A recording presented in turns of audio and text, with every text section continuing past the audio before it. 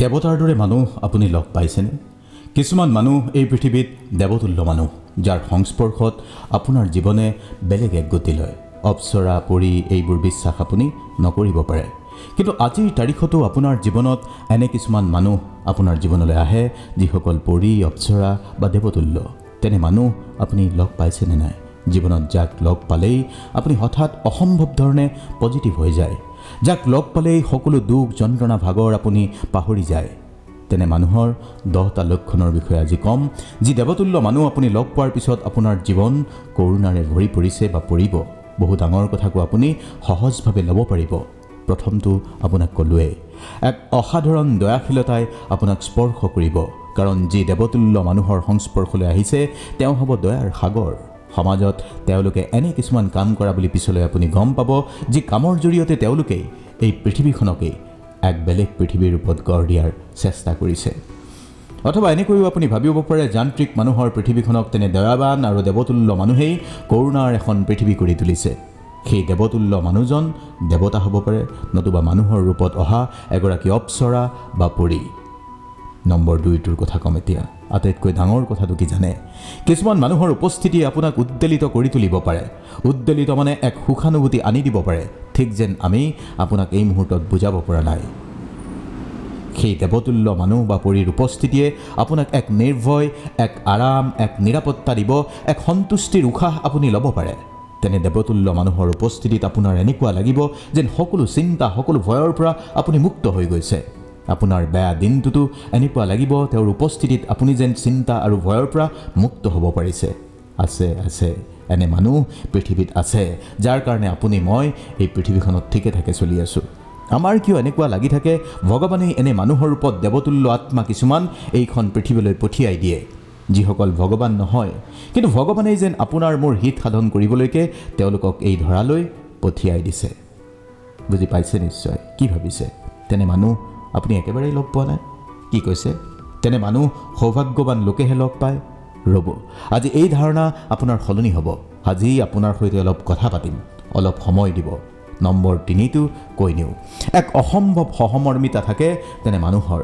তেওঁলোক আপোনাৰ মোৰ দৃষ্টিত মানুহেই, কিন্তু এক দেৱতুল্য আত্মাৰ গৰাকী। তেওঁলোকে আৰু কি কৰে জানে? যদি আপোনাৰ দুখ আছে, যন্ত্ৰণা পাই আছে, একো কৰিব নোৱাৰিলেও তেওঁলোকে এক সমমৰ্মিতা আপোনাৰ সৈতে প্ৰকাশ কৰিব। আপুনি আপোনাৰ দুখ, যন্ত্ৰণাৰ কথা খুলি নোকোৱালৈকে তেওঁ আপোনাক একোৱেই নুসুধাকৈ থাকিব। তেওঁ কিন্তু আপোনাৰ সকলো কথাই জানে, আগধৰি নিজে একো নকয়। কেৱল সমমৰ্মিতাৰ মনোভাৱেৰে আপুনি ব্যক্ত কৰা কথাখিনি শুনিব বা কৰালৈ অপেক্ষা কৰিব। তেনে মানুহ আপুনি লগ পাইছে? অলপ মনত কৰকচোন। নম্বৰ 4টো ক'ম, কিন্তু এটা কথা মন কৰিছেনে? কেতিয়াবা আপোনাৰ জীৱনলৈ এনে মানুহ আপোনাৰ জীৱনলৈ আহে, যাৰ এক অসম্ভৱ পজিটিভ শক্তি থাকে। তেওঁৰ আশে-পাশে এক পজিটিভ এনাৰ্জি। 4 নম্বৰটো সেই মানুহবোৰেই, যি মানুহৰ সংস্পৰ্শলৈ আহিলেই আপুনি অসম্ভৱ ধৰণে পজিটিভ হৈ পৰে। ক'ব পাৰে তেনে মানুহৰ এক আচৰিত চুম্বকীয় পজিটিভ শক্তি থাকে, যি শক্তিৰে সেই মানুহে বলীয়া হাতীকো বলাব পাৰে। আজি তেনে দেৱতুল্য, ঋষিতুল্য মানুহৰ কথা ক'বলৈ আমাৰ অলপ ভাষাৰ অভাৱ হৈছে।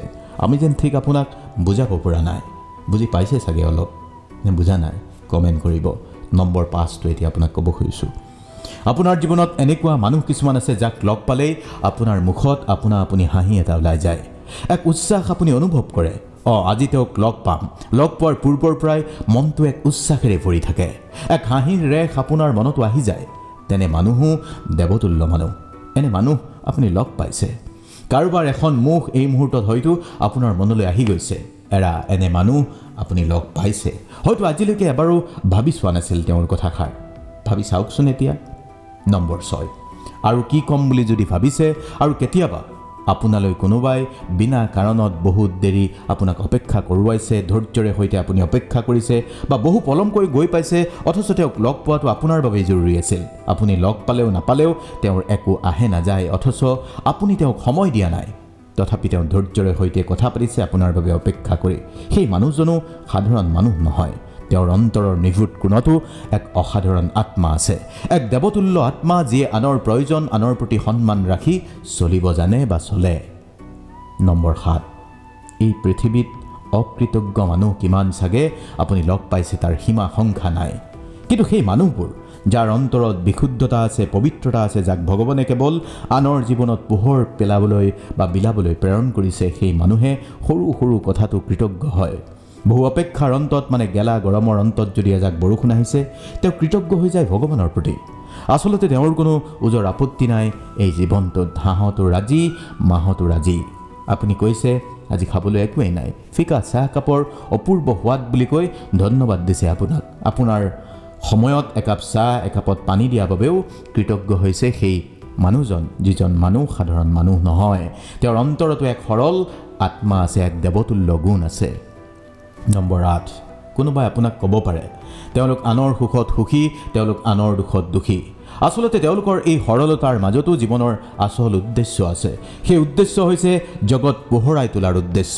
এই পৃথিৱীখন মানুহৰ বাবে উপভোগ্য কৰি তোলাৰ এক আঁচনি আছে, লক্ষ্য আছে। গতিকে তেওঁলোক সঁচাকৈয়ে এই পৃথিৱীখনকে মানুহৰ বাবে স্বৰ্গতুল্য কৰি তুলিব খোজা একোটা পুণ্য আত্মা। আপোনাৰ মোৰ নিচিনা মানুহে ঈশ্বৰ প্ৰেৰিত শুভ আত্মা বুলিয়ে ভাবিব পাৰোঁ। দেৱতা পৰি অপ্সৰা যি বুলি ভাবি ল'ব পাৰে। নম্বৰ 9, তেওঁলোকৰ কথাত যুক্তি থাকে। আজি বুজি নাপালেও কাইলৈ বুজি পাব। তেওঁ আচলতে কি বুজাইছিল আপোনাক, যিটো আপুনি বুজা নাছিল। সেই দেৱতুল্য মানুহৰ সংস্পৰ্শত থাকিলে আপুনি সৰু সুৰা বতাহত উভালি নপৰে। আপুনি যদি নিজকে এজোপা গছ বুলি ভাবে, তেনে মানুহৰ সংস্পৰ্শত থাকি আপুনি ধুমুহা বতাহতো হাউলি নপৰাকৈ থিয় হৈ থাকিব। তেওঁলোক আপোনাক জ্ঞানৰ পোহৰত আলোকিত কৰা মানুহ, প্ৰেৰণা দিয়া মানুহ, জীৱন জীয়াবলৈ সাহপিত যোগোৱা মানুহ। এতিয়া নম্বৰ 10টো ক'ম। মানুহৰ ৰূপত আহা এই দেৱত্মাই আপোনাক কোনো চৰ্ত নিদিয়ে। সুখৰ বিনিময়ত আপোনাৰ পৰা সুখ নিবিচাৰে।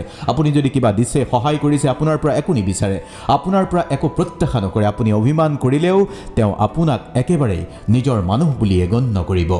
আচলতে কি জানে, এনে মানুহক লগ পালেই আপুনি এক অনামী আত্মীয়তা অনুভৱ কৰিব, যি আত্মীয়তা আপোনাৰ নিজৰ প্ৰিয়জনৰ সৈতেও কাচিতহে অনুভৱ কৰি পাইছে। ইমানখিনিলৈকে শুনাৰ পিছত আপোনাক আমি আকৌ এবাৰ কৈছোঁ এইকাৰণে, no human beings cannot become angels. no. মানুহে ইচ্ছা কৰিলেই ডাঙৰ মানুহ হ'ব পাৰে, কিন্তু সঁচা কাহিনীটো কি জানে, এই দুনিয়াত এপিজে আব্দুল কালাম আজাদ এজনেই, আইনষ্টাইন এজনেই, কিন্তু এনে মানুহ কিছুমান আছে। কিয় আহে আমাৰ জীৱনলৈ, যিয়ে দেৱদূত হৈ আপোনাক বিপদত সহায় কৰে, বিপদত উদ্ধাৰ কৰে। আপুনি যদি এই পৃথিৱীত এক ঐশ্বৰিক শক্তিক বিশ্বাস কৰে, তেন্তে মনত ৰাখিব, আপুনি যদি যন্ত্ৰণাৰ মাজতো আছে, তেনেহ'লে এজন মানুহ আপোনাৰ জীৱনলৈ আহিবই, যিয়ে আপোনাৰ যন্ত্ৰণাক মষিমূৰ কৰি তুলিব। কি ভাবিছে? আপোনাৰচোন তেনে কোনো মানুহৰ কথা মনলৈ অহাই নাই, আপুনি লগ পোৱাই নাই তেনে এজন মানুহ। অলপ অপেক্ষা কৰক, আহি আছে তেওঁ। লগ পাই যাব তিনিআলিৰ কেঁকুৰিটোত, চাহ দোকানৰ কোনোবাটো আড্ডাত, অথবা যিকোনো স্থানত তেওঁক লগ পাই যাব। তেনে দেৱাত্মা মানুহ বিচাৰি ফুৰাৰ আপুনি প্ৰয়োজন নাই, কাৰণ যেতিয়া তেওঁলোক আপোনালৈ আহিব, তেওঁলোকৰ ছত্ৰছায়াত আপুনি নিজেই উদ্ভাসিত হৈ উঠিব। অৱশ্যে অলপ অপেক্ষা আপুনি কৰিব লাগিব। ভালে থাকিব। ওম কৃষ্ণায় বাসুদেৱায় নমঃ।